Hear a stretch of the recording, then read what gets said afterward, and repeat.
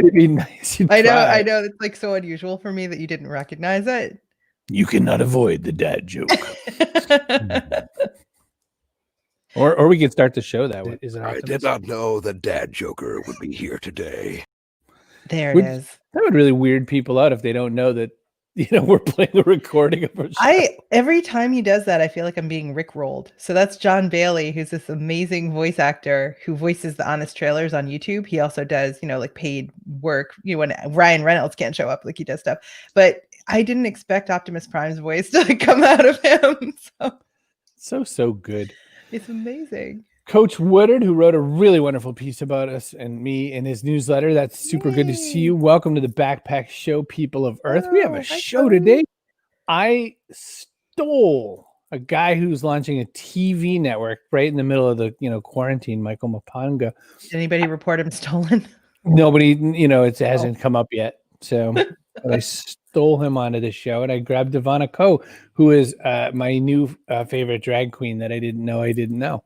Who I also stole from a classroom, because that's teachers usually secretly have drag queens hiding out in their college classrooms. I would venture to guess that professors have all sorts of people hiding out in their classrooms, and not even hiding out. They just don't bother to ask questions about people's lives, that would lead to a diverse and interesting discussion because they're busy going through their PowerPoint. And listen, we want your help today. Say hi if you're in the comments. Make sure we know you're there. There's a lot of people who show up and just kind of slink in and slink out. If you let us know you're here, that's how we know you're here. We don't know. Like if you're hiding, it's not like your name pops up or nothing. They're hiding. Say, hey, that's called watching. Sneaking in the bushes. So normally at the Backpack Show, we love to involve you and show your comments and questions. And, yeah. She was yesterday's person of the day. In fact. Mm-hmm. And I feel like that was not her first time. She is multiple days, person of multiple days.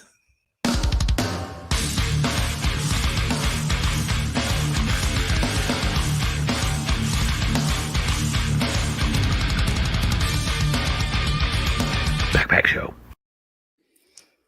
So you booked both guests today. So I feel like you have to tell us where you found everyone.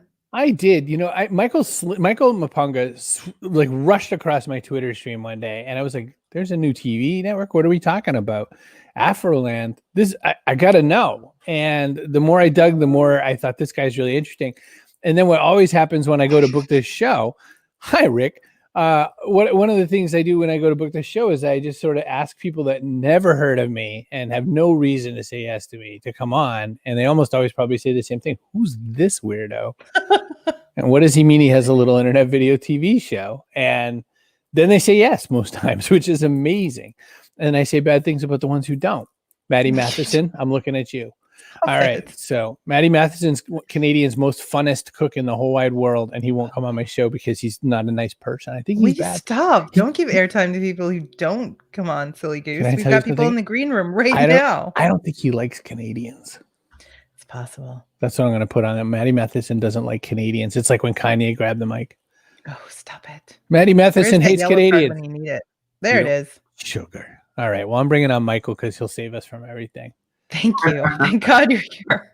I'm Michael. How did you convince NBC, Universal, Comcast, whoever they're calling themselves these days, to give you a bag of money to launch a channel? That's ridiculous. Yeah. So actually, we didn't bag NBC, Universal to throw us a bag, right? Because we created the platform prior to getting NBC, Universal on our team, right? So it took us literally 5 years to get to where we are. Wow. This is not like you didn't do this 5 months ago. You didn't just decide in quarantine to put this together. How'd this happen? No. So professionally, I'm an actor and a producer. I've been working in the entertainment industry for over 10 years. And I've been blessed to work in Hollywood, in Europe, and also in Asia and Africa. Right. So obviously, I have a good grasp of the industry itself. And one of the things that I always saw lacking, and before I even jump into that, I was born in Zimbabwe and raised in the United States. So I share two different cultures, African and also African American, right? So I saw a disparity and just a lack of just African content being available globally, because I grew up in some of these movies from back home in Zimbabwe, and nobody knew of them here in the States. And I was like, man, you guys are missing out on these amazing stories, right? People loved Black Panther would literally have like 50 Black Panthers a year in Africa. So Wow. this is something I definitely, saw a lack of, and I just wanted to bring to the world and for the world to enjoy these amazing stories. And you're putting those shows together, still. I mean, you're in post-production for Lagos to Oslo. You've got all kinds of other projects that you're doing work on. It's amazing that you said, I think I would like to launch a TV network. I guess that's just to get it more exposure, more spread out to the rest of the world. Yes. So the thing with that is throughout my career as an actor, right, I knew that I wanted to do more, right? Because acting is focusing on just solely acting. Nowadays, it's impossible to break through, right? It's a very small community, especially when you talk about Hollywood, right? And there's so many stories out there, right, that don't break through as well because, again, it's a small community in Hollywood. And the thing with me as an entrepreneur and a go-getter is I don't want to wait for somebody to open the door for me, right? I'm going to break down the door, right? And with me breaking down the door, I'm also going to bring some awesome stories right behind me as well. And this literally was the spark, right? This was the genesis because I've worked with so many independent filmmakers, right? We produce all these great stories. After we finish, wasting like hundreds of thousands of dollars, now we're sitting like, okay, where do we distribute this content? Right. And it's literally, we take it to Netflix, we take it to Amazon, right? They might say yes, they might say no. But if they say no, sorry, you're out of luck. That film or TV show is just going to sit on the shelf after you spending, hundreds of thousands of dollars. But now with us controlling our distribution, right, we are now able to produce. We are now able to put it and showcase these stories to the world without any middlemen. Right. So literally, we're democratizing the distribution circuit in the film industry, especially for just African content. So African, like actually from Africa. Yes. To make sure people understand. Absolutely. Yeah. So we have content from Africa, right? That is like the icing on the cake. And then we also have content from the African diaspora, right? So African filmmakers that might be living in the States or in Europe or in Brazil. Or independent filmmakers here in the States, right? So it's Africa and also content from its diaspora. Diaspora is a very fancy word for this early in the morning. You win, though. And you're the first person on the Backpack Show ever to have used it. So you get some kind of award. I don't know what it is yet. One thing I love about, for instance, even your own project, where you're in Lagos to Oslo, is the storyline. We mentioned backstage very briefly Michael B. Jordan, and one of the things that we think about a lot is that what gets published in Hollywood, superhero movies. That's all you get now. You're good at superhero movies. I grew up a superhero fan, massive superhero fan, and I'm sort of thinking, all right, well, okay, another.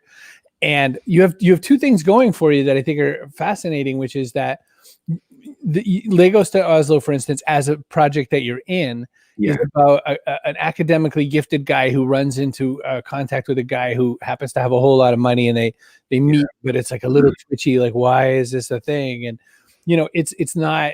There's no magical hammer.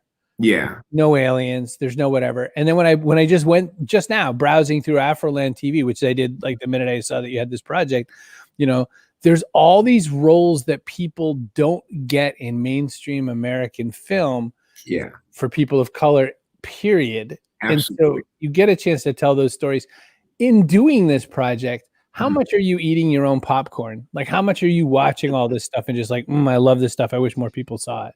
Yeah. So I'm watching it a lot, right? Because I'm discovering new stories that I never knew existed, right? So not only are we bringing this awesome content, but I'm discovering it myself, right? Because I was one-dimensional, right? I was in a box, right? Because working in the film industry here in the United States, like you said, Chris, right? You're shooting, you're wanting to shoot a superhero movie, right? Something that Hollywood is gonna love. But it's not until you actually get out of that box, right? Because some of the best stories are not even in Hollywood, right? Some of my favorite stories growing up and even now are some movies from Asia, right? Because those stories are authentic and original. And just coming across and meeting all these different filmmakers from around the world, submitting all this wonderful content. Listen, I am eating that popcorn extra butter, right? It's awesome stories. And sometimes I actually have to watch myself and say, I'm actually working, right? I'm supposed to be just vetting this content. yesterday or 2 days, was it 2 days ago? I found myself watching this movie from Nollywood, which is Nigeria. And for people that don't know Nollywood, it's the second biggest film industry in the world in terms of production, how much films and TV shows they let out every single year after Bollywood. Right, so I was watching this movie from Nollywood, and I was just supposed to be vetting it, right? So I usually watch the first 10 minutes because if in the first 5 to 10 minutes, you're able to say yes or no, right? If the movie is good or not. And I was 30 minutes in. I was 30 minutes into this movie because it was that good. The story was amazing. It was about a novelist, right, who's writing a book about a cheating spouse, a wife having an affair on her husband. Right. But in reality, his wife is having an affair. So when he's talking about the book with his wife, right, it's kind of awkward because he's now starting to pick up the idea of she's also having an affair. So it's like this weird interaction between the two. And it's just a wonderful story that's universal, but told from a Nigerian perspective. And it was really awesome. He didn't know that before. I mean, exactly right. It can't, like he was busy writing. I have to go to work, and then I'll come back, and it's like, dude, you didn't know this? It's quite the story. Oh my gosh. Well, and Nollywood has produced so much content that just hasn't gone anywhere west. You know, it has pocket love where it needs to have more love, and you know, the rest of the world knows it very well, just like they know Bollywood, just like they know some of the other places where film's happening now. You have a lot of young and aspiring, and not even so young, aspiring filmmakers here in places like the States and Canada. Is that another goal of Afroland? Is that a way to show them that, you know, people should be making more of these projects? Is there that sort of mindset in putting this together as well? Absolutely. We actually have some content right from here and content from Canada, right? Some of our actually one of our top performing TV shows is from Canada. It's called Code Switch, right? It's about a black female programmer, right? And obviously her navigating the tech world, because the tech world is very, it lacks female founders, especially of color, right? So it tackles that storyline from an entertaining perspective, because there you go, that's it right there. She's the one that's leading the tech development for this company, and that is from Canada. And also we have tons of shows from here in the United States as well, because one of the things that we believe is we are bridging stories, right? We want to be able to bring African stories to the world, and also take African-American independent stories to the world as well, right? Because they're consuming that content in Africa, they're consuming that content in Asia, in Europe as well. So we are bridging stories. Are you coming up with any limitations, like geographically, like say, you know, in places where they limit the types of content they want their population viewing? I know Netflix runs up against that.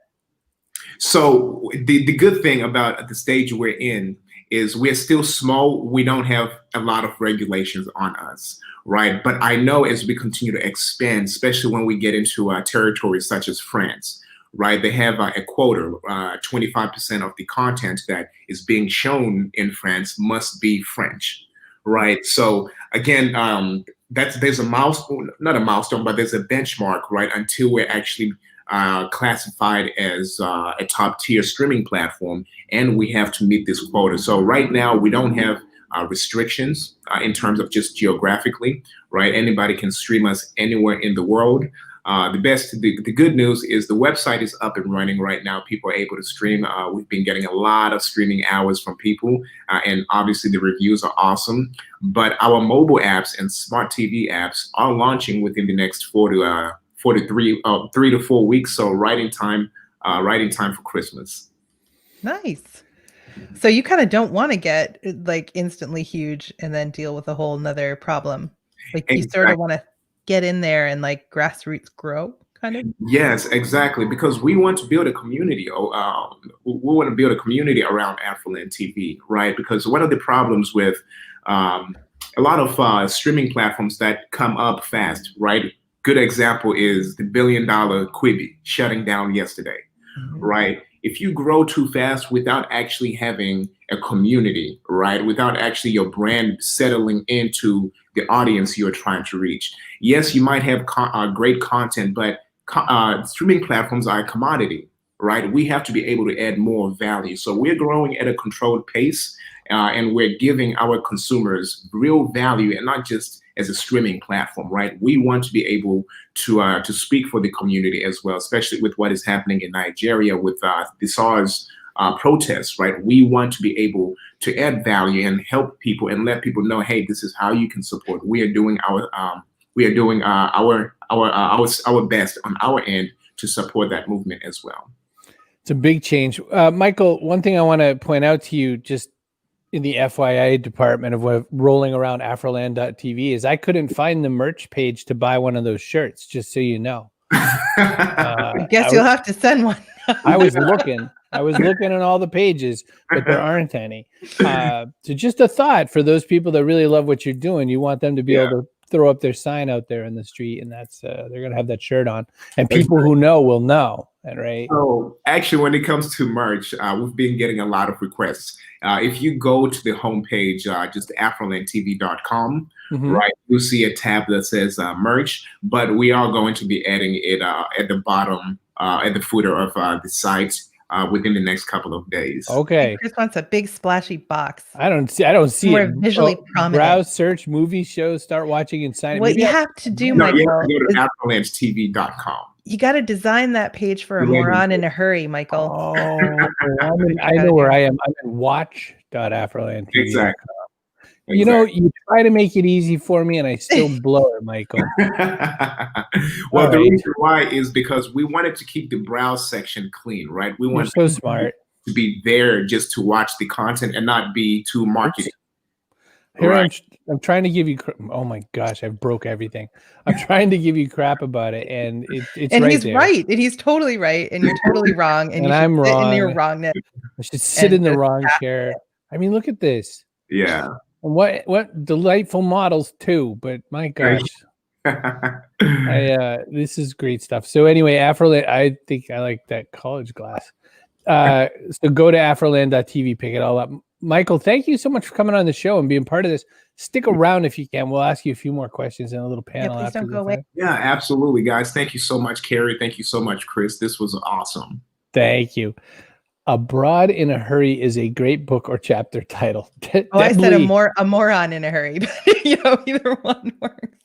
That's a holdover from my lawyer days. I was like, you got to make your disclosures for like a moron in a hurry. So if they're scrolling Instagram, they'll know it's sponsored content. Like a moron in a hurry has to know. And the Kodo is here. And Carol asked a question earlier. Wait, who hates Canadians? Maddie Matheson hates Canadians. Stop. You don't know that. I don't know that. I absolutely know he doesn't. But, he won't come on my dumb show. So I'll try. Maddie Matheson, I'm calling you out. He won't come on. Okay. Totally okay, Deb. Deb's laughing at me. All right, look, if you want to make a show just like this and get it put on Afroland TV, it's probably not going to happen. But you can make one. Go to cbrogan.me/StreamYard. Make your own dumb show. You can make your own excellent, wonderful show because the world needs your voice, and it's never been easier. What people say. But if you're going to do that sort of a thing, you could make it. You could make Little Afroland, or you could make no, you can't. Afro Puffs. For sure get sued, and you would deserve to. But make your own thing. Totally unrelated. With my ass. Okay. All right. Listen, if you're an author and you haven't even bothered writing the book yet, then why are you thinking about making a website? That's what I want to know. That's a whole other way to do this. In the book, which is the hard part, you have to promote it, or else no one's going to find it, buy it, read it, and talk about it. So you need a website, authors, which is why we are so excited to be sponsored by PubSite, pub-site.com, because you can make your own author website for your book. Super, super easy, even if you're totally not a techie person. But if you absolutely don't want to be bothered, they can do it for you. It's just $499, which is like obscenely inexpensive for a website. But if you just want to do it yourself, $19.99 a month. And that's after a 14-day free trial. So you don't even have to trust me that it's easy. Just like go in there and mess around and you'll see for yourself how easy it is. pub-site.com, powered by FSB Associates, my very favorite book publicity firm, in business for 25 years. I want to tell everybody something. One thing you don't know is when we're doing these ads, we're just, if you've been here more than twice, you know that we're just making them up as we go. But our reads are better than people who are reading something. We're not reading anything. Nope.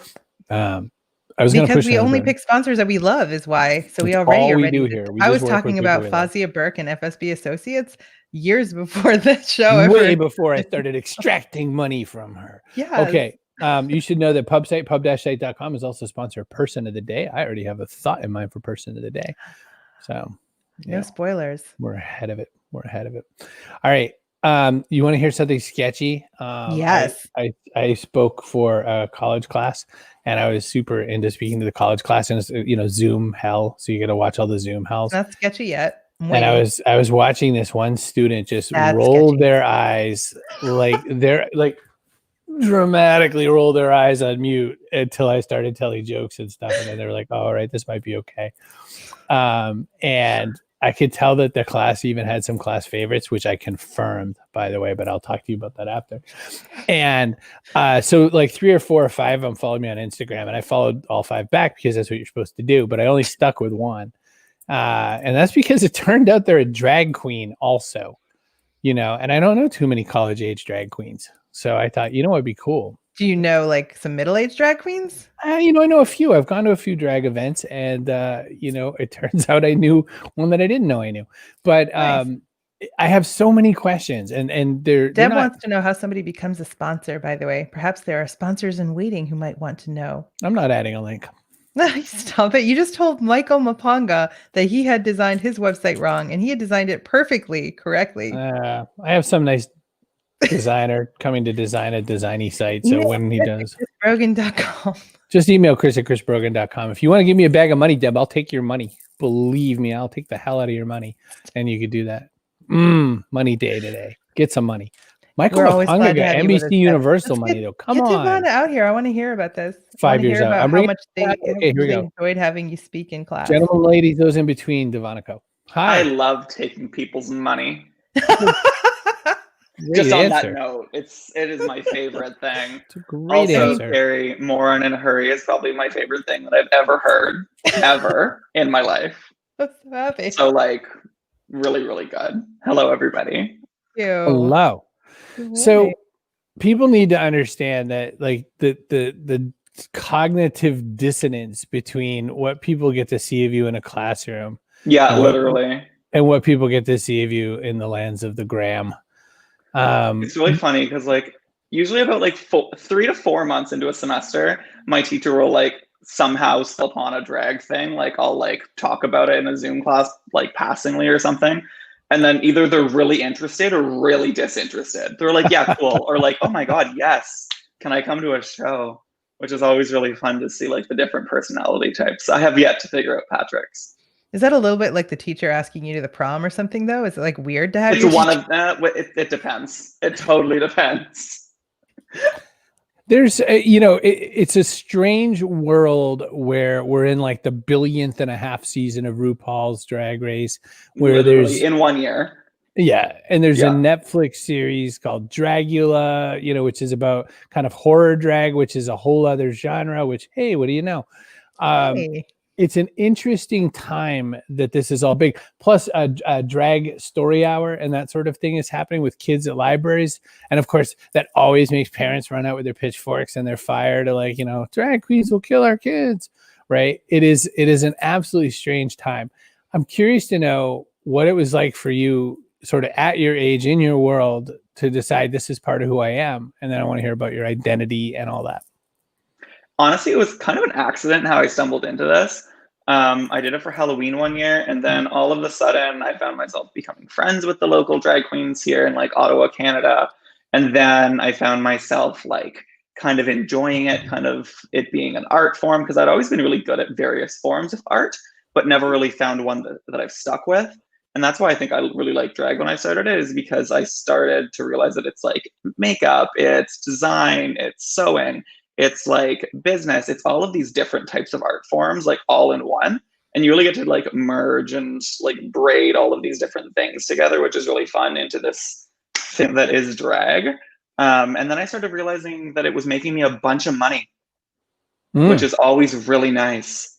And then talk more about that, because when you described business as like an art form, I was like, now you're talking the language. It's great. It's the most money art has ever made me, which is great. So walk through that, because this is that kind of show. Are you, are we talking like the same things that are open to like cam girls and OnlyFans and that sort of a thing? Is it appearances? Where's your money come hosting, from the right? show? Like Get in there. brunches and dinners and things and shows. Exactly that, 100% that. So when you first like get into drag, there's not much money into it. Like not many people know who you are. You're like spending a butt ton of money, like getting stuff to make yourself look good, spending like hundreds of dollars on wigs and costumes and heels. So like you're gonna spend like a ton of money getting into this. But then one of the things that I did is I started to like merge my business knowledge from like school and stuff mixed in with all the drag knowledge that I've been gaining. And what that did is that like it allowed me to see new opportunities that not everybody would have seen. So like going to businesses like the Vanity Room, which is where I do like some brunch and like some dinner shows, going to them and like proposing a show, or going to like one of my clubs and proposing a show, talking to some of the like national resources for LGBT people and being like, hey, fly me out to Vancouver. I'll like come do a little talk, do a little show. And it's just really cool to see all these different things kind of merging together once you get all of these different ideas. And yeah, like once you start getting into it, you just, it's kind of like swimming. You just get further and further down until you look up and you don't know where the surface is. That's so dark, Devona. Yeah. Deb says if she had a nice bag, she'd give us a bag of money. I think you could put it in a trash bag and Chris wouldn't care. We're good. Yeah, literally anything. Ziploc. So many questions, so many directions. Does everyone who chooses to be a performer in drag, is it a guarantee they're part of LGBTQIA, or like what? No, absolutely not. I mean, I think like, because I know a couple straight drag performers, and I think that like once you get into it, even if you are straight, you kind of just become part of the community. Like you can be a straight ally and be like perfectly intertwined with the community. And also there's a lot of like sister genres, I would say, I guess, like burlesque and drag really go hand in hand. We like perform together a lot, or like we perform next to each other a lot. Like whether it's like directly or indirectly, we're always like kind of aware of each other. So drag and burlesque have this like kind of like loving sisterly relationship that I've always really loved to see. We've had a burlesque performer on the show before, Ariel. I love Helvetica. burlesque. She's from Vancouver, isn't she? Yes. Yeah, she's the one you were telling me about, Chris. Yeah, that's right. Super, super cool. I love burlesque performers, and also like you can learn so much from other people's art forms if you look at it and like see where their successes are. Because if it's the same kind of art, same kind of business, odds are their successes can be your successes as well if you play your cards right. Devona, somebody should make a business success show. Right? Yeah, strictly burlesque success. So listen, there's another thought that I had while I was paying attention to this, which is that, so I went once ever to a drag event. It was called the King of Queens. It was Halifax, Nova Scotia. It was on Valentine's Day, which is fitting. And it was years and years and years ago. And the thing I really appreciated was that you had some people who their favorite part of it, you could tell as a performer, was passing. And for a lot of others, that had nothing to do with anything. There was one person who did the song Barbie Girl, and I'm 6'2" and about 200. Well, I weigh about 1 million pounds right now, but 6'2", 270. So I'm big. This person was bigger than me in all directions and was on these really tall glass heels. Those things blew to bits midway through Barbie Girl because this person had some tonnage. And the crowd lost their mind. The crowd cheered harder. Like, go! I love this. Oh my God. Right? And to me, you don't see a whole lot of body positivity and a lot of body-based art. And I'm curious to know your take on that and kind of how that navigates in your experience. I've always found it really interesting seeing the two, because as you said it, like it's so true that there is two very different ends of drag. There's the one that like they're passing, they want to be super feminine and super like passing. That's, I guess, the best way to put that. And then there's the other end that it's just like we want to be weird and we want to be like as odd as we can be. And that's really like, it's the two extremes that you see. And usually people fall closer to one than the other. And there's not usually that many people that fall somewhere in the middle. I think I am one of those ones that kind of falls in the middle because sometimes I like to be super weird and sometimes I do like to be super feminine and like passing. But it's always really interesting to see a new drag performer come into the scene because when we like get our like toes in the water, you have no clue where you're going to be. Like when I first started, I thought I was going to be like the most like feminine person ever, and now I like to go out like without a wig on or like a painted beard on my face. So Chris, It's just there's really room. interesting. Is what Yeah, Devon is literally saying. that. So you're saying there's a different chance. people end up. Yes. There's always a chance. It's always really interesting to see where people end up, because when we're new, we're always like talking about like, oh, I want to be this, I want to be that, I want to be this. And then my biggest advice to new performers is that like, don't even like put yourself in a box. Just like let yourself be fluid with like, because even I'm almost 4 years into this now, like I still don't know who I am. Like it still changes. It still like adapts and changes like almost daily. So I want to talk about the makeup and all the clothes and everything that goes into it, because I know you're performing live. This is very different. Lots of people put themselves together like for Instagram and smooth everything just so and light it and filter it and blah, blah, blah. You're like, people are looking at you pretty close up. So how much time are you putting into this? And you make it sound like it's at least as much time and money as getting ready for like a beauty pageant. Like we had a former Mrs. Maryland on, and it sounded just like that. She needed the sparkly clothes and the heels and the makeup. It's like ridiculous how much time I put into this. It's like an unhealthy amount of time. So like the day of a show, let's say, if I have a show at like midnight, I'll start getting ready at like 7 p.m. Because my makeup usually takes like 2 to 3 hours, and then you need an hour for like putting on your body and like packing your suitcase and stuff, and then you need to actually get to the show. But also then there's all of the indirect time that you spend doing it. So like if you go to any of my Instagram posts, any of those costumes that are like rhinestoned, there's probably like 60 hours of rhinestones put into a costume. Wow. And you do that though, or do you buy it like with the rhinestones on it? Because that's what I would do. It all. I do. Oh my God, no! Like, you can pay people to do it. I would. I'll get people to like sew costumes for me sometimes, but then I'll embellish them myself, because like embellishment is expensive, and like life is literally time versus money, and you have to pick which one you want to spend. I will always spend money, Devona. Yeah, I'll spend the money a lot of the times too. Well, when you have it, right? I mean, there's times when you literally don't. Right. If you have the money and not, it's kind of you have one. If you have one, you have less of the other. That's kind of just the way it goes until you get like super stupid rich. Then you have both. It's fair. Carol says she loves the don't put yourself in a box advice. I love you. For anybody. And Deb says you evolve. And it's interesting how you don't think about that in the beginning, how you're going to evolve no matter what. Like you have no clue where you're going to be. And like just being open to opportunities, and like that'll change where you go. And like seeing where, as you were saying, like people watch you live and stuff, you kind of just like start to not care. But also stage lighting is great. It washes out any imperfection that you have. Nice. It is gone.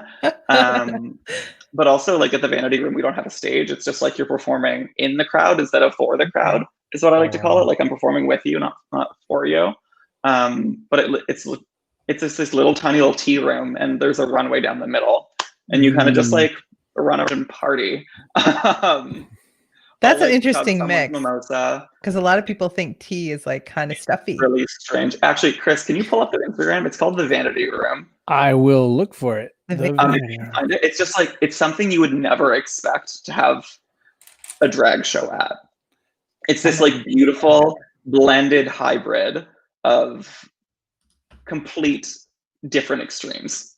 It's like the Vanity Room has only one. I got it in the chat for you. All right, hang on. I'll go to the chat. You In the meantime, Kara from Scotland says, so creative, and she sees that in anime cosplay too. Deb says confidence solves many problems. Yes. And Carol says she's going to come see you when the pandemic is under control. Oh my God, the pandemic. It's been so hard. But yeah, so this is the Vanity Room. So it's this bougie, I can't, yellow card Devon. It's a super bougie tea salon, and they're super like Victorian, and they serve like $200 like tea platters. I am here for this. I'm going to come see you when the pandemic is over. I like it. A fun blend together, because like I'm up there swearing my mouth off, and they're down there drinking $200 pots of teas. If with grandma, or like, do they know what they're in for? My favorite thing is when, so we do drag brunches there and drag dinners. The only time they're ever open for dinner service is for drag. So when you come for dinner, you know you're getting drag. Wow. My favorite books for brunch, and they didn't know it was drag brunch. So like my favorite is when I walk in and like I can feel someone's eyes like peering into the back of my head, and I'll be like, "Oh, I know they don't know this is happening." Like I just want Way to the check on average grandma. I just want the average Newfoundlander or the like, you know, New Brunswick pig farmer in visiting a relative. Literally. I want them. And it usually goes pretty well, but sometimes it's bad. So one time I turn around and I'm like, "Hi guys, how you doing?" And they're like evidently terrified, and which means I want to pick on you more. And I'm like, "Hey guys, it's drag brunch, so we're gonna have a lot of fun today."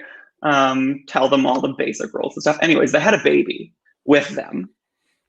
And during one of my performances, I was like, this is a good idea because I don't have good reasoning. I did the song Baby by Justin Bieber, and I went over and thought it was a good idea to pick up the baby. Oh no. So then I start performing with the baby and just like making him dance. It's fun. It's like a doll. Then I drop the baby. No, I didn't drop the baby. Oh, that's not funny. No, I walk over, I put the baby back down. Anyways, and then the parents just like walk out. So anyways, I have this baby now. And now it's Aquaria. No, it's good. No, almost at least one time every single drag brunch, there's always at least one couple that like didn't know what was happening. And I'd say it's like a 60-40 split. Like 60% of the time they're super into it, and then they come back for every single drag brunch that I ever have. And then 40% of the time they just like leave. They run away screaming. It's just too much. It's just too much for them. Kara's super into the whole crossover. Drag is not. Drag is not a good surprise for anyone. Oh man, if I was ever gonna pick a fight, it might be with a drag queen because like it was hard for them to run after you. Right. Well, oh, you'd be surprised. You'd really be surprised. All right. I got my purse stolen, and I literally like chased this guy down the street in my 6-inch stilettos. Cardio. It was fun. It was great. Cardio. Yes, drag brunch needs Ivy's Tea Company. That's another one of our guests. Oh, amazing. A tea proprietor, a Black-owned tea business. It's amazing. She has teas that are called like Crime was one of them. Well, Cream from Wu-Tang Clan. Crime from Wu-Tang Clan. Oh, well, there was also Crime and a Blow, which is, you know, so you can order some Blow, and it's tea. And what is this company called? Black Ivy? Ivy's Tea Company. Ivy's Tea Company. Yeah, the owner is Shanae Jones. And it's amazing. Okay, so I love this because I'm going to talk to Vanity about this because they're also a Black run company and like wonderful, super cool. They love supporting other like queer and Black companies, so it's just like amazing to hook you up. Sometimes those things are just meant to be. So she made an ad for something called What the Flu, which is a recipe. They have honey as well. They sell honey, and they also sell some really fun china. So cool Blow, Breathe, Cream, Nips Tea, Redbone, Sister, Yella. So, and then on honey, and the china has really fun things on it too, like the china that she makes. Crime was a honey. That's why I didn't remember it. Side piece, shmoney. I like side piece. I love this. So, you know, there's a certain energy. So, Devona, I want to go back to really quickly, you know, drag as it may or may not apply to business. You know, I mean, we talked about how you get your dollars and, you know, it's entertainment type business. What is it, if you had to come in and tell some corporate boardroom, this has to happen, what would your drag experience tell those people? Like, what can you pull from the world that you've put around you that might help a business person think about their world? Well, one of the coolest things, I'm not sure if this is the question you asked, but it's the question I'm going to answer. One of the best things that in my opinion, that I did when I started drag was like blending my knowledge. So like using knowledge that I have in design or business and using it over here. And that's like literally seeing opportunity, and that's offering people opportunity. That's what a lot of drag queens don't do, is they just kind of expect things to come to them. And what a lot of people have told me is, at least, is I'm one of the first drag queens that they've seen actually go out and get stuff. And honestly, that made a lot of problems in the drag scene because a lot of people were pissed off at me for it. Yeah, because they didn't think of it first. Literally. So like they saw me like this brand new queen coming in and getting all of these different opportunities. And they were like, how the hell is she doing this? Every industry ever, Devona. Yeah. And then it was literally just offering my services, being like, hey, I think your company needs some weirdness, so I think we should do a little drag show. Nice. Like last summer for Pride, I did IKEA. And they had never done like drag, at least in Ottawa before. So we did the Pride Parade, but I went to them and I was like, hey, we should do this. And we did 3 shows during Pride season, like IKEA, in like their back room, in their like employee cafeteria. And we really didn't know what the turnout was going to be. We didn't know how their employees were going to like this. But it turned out that it improved morale because they all came together and they saw this thing that they had never seen before. And what happens when people see something that they've never seen before is that they come together about, like, you experience it together and therefore you bond over it. Well, and they had to put together that entire Pride float with those little Allen wrenches. Yeah, it was a lot with of work. all the instructions that don't have Came any back words flat. on them. Yeah, Literally. You're right there with me. I have a question that I'm sure a few people might be wondering. What was the family scenario around you and being out, you and being in drag? And those probably were 2 different experiences. Completely different experiences. I had kind of an interesting coming out story. I grew up in like middle of nowhere, rural Quebec. So not only was I the English kid, I was also like the kid who acted gay, which was really hard. My town, probably, no exaggeration, probably has 300 people living in it. We have a stop sign, and we got like a street light the other day. And by a street light, I mean like congratulations, light, not the traffic light. So tiny town, like a 2-hour bus ride to school. So I lived in this super small French homophobic town where people were calling me English and gay before I knew what gay meant. So that kind of like, I think, pushed me back into the closet a lot further because it was a negative thing. And then when I was 16, I was like, I've had enough of this. And I told my parents, I was like, I want to move to Ottawa, which was about 2 hours away from us. So they helped me find an apartment with my friend Deanna. And when I was 16, I went and did grade 11, which is, I think, sophomore for you, like the one just before you graduate. So I went and did grade 11 and 12 by myself in like an apartment with. That's junior, but it doesn't matter. Junior, that's the one. Carol wants to know where. It's in the Laurentians near Mont-Tremblant, if you know where that is. That's like this big ski resort. I don't know. It's like old home week for Canadians over in the chat. Literally that. I grew up on Cape Cod in Massachusetts, so. Wait. So now, there's a phone call or something because you're away in Ottawa, and the big city has influenced you now, and you have to say, mom and dad or mom and mom or whatever. I'm also a drag person. So actually, this came way later. I went to high school, and then I did my first college program after high school. I took 2 years off, and then my first college program, and that's when I actually started to realize, like, oh, maybe I am gay. That maybe I am this thing that all these people have been telling me I am for 17 years. And I was actually dating a girl at the time, and it was because her name was Sam. And the thing that made me realize that I was gay is because, like, I loved Sam like beyond anything, but like I couldn't actually like develop a proper relationship with her. I couldn't love her, and that made me realize that, like, it's not fair to her, it's not fair to me, and maybe it doesn't come out. So it was a really harsh reality. And then about really quickly, I came out to my parents. They were fine with it. There was like a little bit of awkwardness for about a week, and then it was fine. Really thankful that I have supportive parents in that. And then really quickly, I dove into the gay scene because I was already 22 by this point. So I really started making gay friends, going to drag shows, like going to clubs, doing all these things I've never done before, doing a lot of bad things I should have never done. But everyone has got to get that out of their system at some point in time. Any day now for me. Any day, right? Same. So then about, I want to say 6 months after I came out, I started like experimenting with drag, and it was Halloween. So like right around now that I started like doing like practicing makeup, and I did like this super weird skeleton thing. And then slowly started to get into it a little bit more, realizing that I liked it. And then people tag you on Facebook all of the time, by the way, even if you don't want them to. So like I was at the dinner table, I think it was like Easter, with my parents. And then all of a sudden my dad was like, so how's Devona? And I was like, fuck. No. Bye. They found you. I literally just didn't even answer the question. I was like, yeah, it's fine. And then about You're a like, week, you guys want to go for brunch? Right. I did hear you, by the way. And now it was awkward for like 4 months until they realized that I was really loving it and that I was really happy and making like a good amount of like income doing this. And then obviously they're super happy for me. Now they actually still have never been to a show because they live 2 hours away. My mom has MS. It's a bit of a job. Wheelchair is a bit of a job. But they honestly, with the pandemic, they've been watching my online shows. They've been like seeing the things that I'm doing. My grandma's super, super supportive.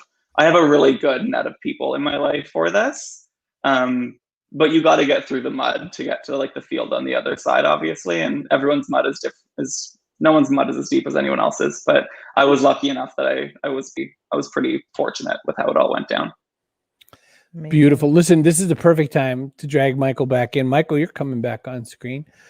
This is the opportunity to talk about, bringing new culture to new people is the alchemy that I see in this episode today. I see the fact that Michael had the chance to, bring the entire diaspora of African culture and everything. And by the way, how do I say the Zimbabwe greeting? I saw it written out, but I don't know how to say it. Yeah, so to say hello, you say Moro. Moro. Okay. Moro. And isn't there also one that's like Makadii, Makadii or something? Yeah, like that? yeah. So it's either Moro or Makadii. Okay, Makadii. Is more respectful. Moro is like, hey, what's up? Exactly. So if I'm like meeting my uncles or parents or grandparents, Makadii. And then if I'm just talking to friends, Moro. Which Got one it. do you use at a drag brunch? Definitely Moro. Let's say you bring your grandma Definitely though. Moro. Yeah. So you would use Moro. The other one I have a question about is, so there's a clap before the handshake. What does this clap look like? Explain Yeah. this. So Welcome to Language Lessons with Chris Brogan. I love everyone. Important. Where we Chris, can that's script people. that's quite impressive, man. So the handshake, well, not the handshake, but the clap is a sign of respect, right? It's in our culture, and it's basically it's not a clap. It's like it's a hands together. Exactly. Okay. So that's you cup it a little bit. You cup it so it makes like a deep. Like when the queen waves. Like an echo. It's like, Yeah. but it's for this. And girls do it sort of more sideways, more like a golf Exactly. clap. So girls do it like this. oh, I did it masculine. Yeah, guys So do. Devin has a choice. Same. I'm just I don't even know what's going on. I forget it. Man, Chris, respect you gotta nothing. go to Zimbabwe, the man. thing Chris knows. The things Chris knows. You'd be amazed. He just like absorbs knowledge. Oh, you'd be amazed. These are the things I care about. I don't know where I park my car. I don't ever pay a bill on time. That's my boyfriend's job. That's He does the all thing. of that. Kara says she's learning new things all the time watching this show. Me too. Thanks, Dev. But listen, the reason I brought that up is because greetings and names and pronunciation and acceptance. I mean, this is all of the center of business. So Yeah. it's how we get to find and connect and see who's doing what they're doing, and it's definitely a chance to show what matters and all Coach that. Woodard's sort of like thing. the things we learned from Chris. Absolutely. No, I appreciate the gesture. So here we are. We're going to do Person of the Day, and Person of the Day is sponsored by PubSite. It's pub-site.com. You can get yourself a whole handful of Person of the Day. I am going to say that Carol, who came and brought her whole Montreal and Quebec connection back into this, and just always bringing such good energy to the show. Thanks, Carol. Hey, You're the Carol. Person of the Day. You get an apple just like that one in the picture. You just have to go to the store and buy it. So As long as you're there, buy some caramel to dip it in. I feel like that would be a good, Ooh, right? Right Smuckers, season. definitely. the right season for it. So Not I if you won. got to fit into your outfit for a brunch show or something, but like, Oh, corsets do amazing things. Corsets do amazing things. oh my god, I would need like Layer 2 of them. tent size corset. So somebody I really have strong. to one pull- question before the backpack question. So the last question, just so you can start thinking about it, is what goes in your backpack? It's a metaphorical backpack. So you can put something like hope or vision or acceptance in it, or you can put something really physical in it, like my favorite answer ever, an avocado.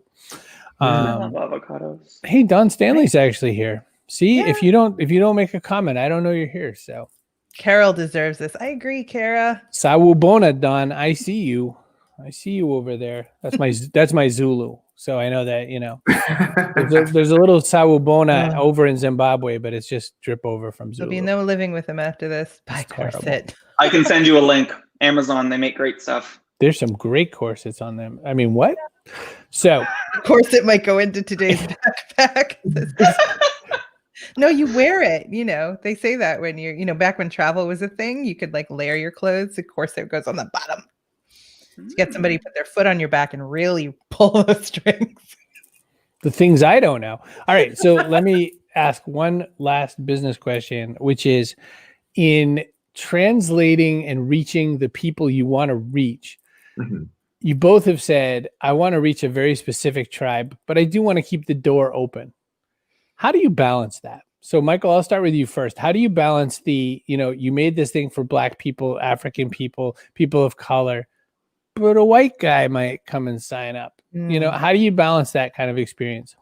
Exactly. So AfroLand TV is for everybody, right? Our slogan is our stories for everyone, right? These stories are still universal, but just told from a different perspective, right? So for example, I love Asian movies, right? Kung Fu movies, right? Yes. Those movies are not only for Asians, right? Those are movies for anybody who's interested in those type of authentic stories. And this is what we're doing with AfroLand TV. Yes, our core audience who are going to engage with us as we build our brand are going to be Africans and Black people within just the global Black community. But our stories are universal, right? When we bring on content, we want to make sure that the content is not tribal, right? Meaning that a select group of people can only watch this and enjoy it, right? A perfect example is something like Black Panther, right? That was an Afrocentric storyline, but it was universal. Anybody could enjoy it, right? You can be in Japan, you can be in South America, you were still able to enjoy it. And this is what we're doing with AfroLand TV. We want everybody to be able to enjoy these unique stories, but still universal. Never really thought about it until this very second, but the big distance between Black Power and getting millions and millions of people to do that Wakanda Forever thing. Exactly. And it's embarrassing how many people think Wakanda's a real country. Just I'm not even going to think about what they're not teaching kids in school anymore. That's totally true. Hey, Devona, look at Pearls and Swine online, says Kara. Who we're learning a little bit about right now. Don says, I always put my corset at the bottom of my backpack. It's ridiculous. It's going to get ruined. As long as you can unpack it, you're fine. It's going to get ruined there, Don. Our stories are universal, says Deb. Actually, followed. Our guest tomorrow, David Mullings, is from Jamaica. He runs a capital company, an investment company, and all that. Oh, wow. And David, you were saying about loving Asian movies. David has over 50-something Jackie Chan movies. He loves Jackie Chan. So did he do that many movies? Wow. He did hundreds because Jackie Chan did over there. They're like, we need another 8 movies. He'd be like, okay. And I'll get him to you next month. Get him handled. All right, we're going to hit the backpack question. And that is that question that I just said. So, it's been crazy. We're all sort of building on sand right now. Nothing is permanent. We can't really take everything with us. So we can only put one thing in our backpack. Devona, what goes in your backpack for people's success for the next 5 years? I'm going to put 2 things. One is small, so it doesn't take up that much space. First of all, adaptability is my number one thing. Adaptability. Adaptability. Okay. So be able to see opportunity and see how it can relate to yourself and take that opportunity, because opportunities are going to be different. You might not think it applies to you. Make it apply to you. Make something apply to you all the time. And a shot of tequila, or maybe a bottle of tequila if it fits. Just you know what I mean? Just for when you need that little pick me up at the end of the night, but you can't do a shot of espresso because you'll be up all night. Yeah.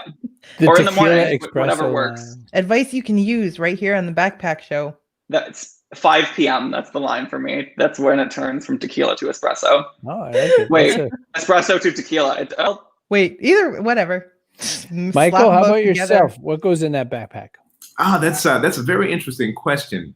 So I just want to make sure I clarify to make sure we're on the same page. So is this business related, or can it be just anything? Anything you want that makes you feel better about the next 5 years. It'll be my Bible. Oh, Very It'll be good. my Bible. The reason why is, for example, just building a company from ground up. It is a very, very, it is the hardest thing that I've ever done in my life. Right, running a startup is the hardest thing that I've ever done in my life, and sanity. I just need that peace, and I know I can't get it from any materialistic thing in this world, regardless of how shiny it is. Right, so it's all about just keeping my mind right, my spirituality right. So for me, it'll be my Bible. So everyone loves adaptability. Everyone's commenting espresso infused tequila for the win. Espresso and tequila. Yes. Pearls and Swine is on Facebook and Instagram, we were told. Adaptability is opportunity, and that's on it. It leads to it, like directly, right away. Adapt while you do the shots. Adapt while you do the shots. Honestly, sometimes I did this one drag brunch once where it was with Jada Hudson in Toronto, and she is like the tequila queen of the world. So at her drag brunches, people just like feed you tequila, and this was my first one with her, and I was at this point where I was just like, there's been so much tequila, and you had to adapt and figure out a way to do it. So instead of taking this person's tequila, I took it, did the shot, put the shot back into her wine glass, and then moved on with my life. And that was adapting to the moment. There you go. Well, I brought one thing to the show because I thought, we could also appreciate it. It's a beer called Bohemian Raspberry. Because you think Freddie Mercury would love a good sour beer, and at 10 a.m. Eastern. 10 a.m. Eastern. Where's the line of beer and espresso? It's a great question. Well, I started sort of like after this beer. I don't know. And I just wanted you to know that my grandmother loved margaritas.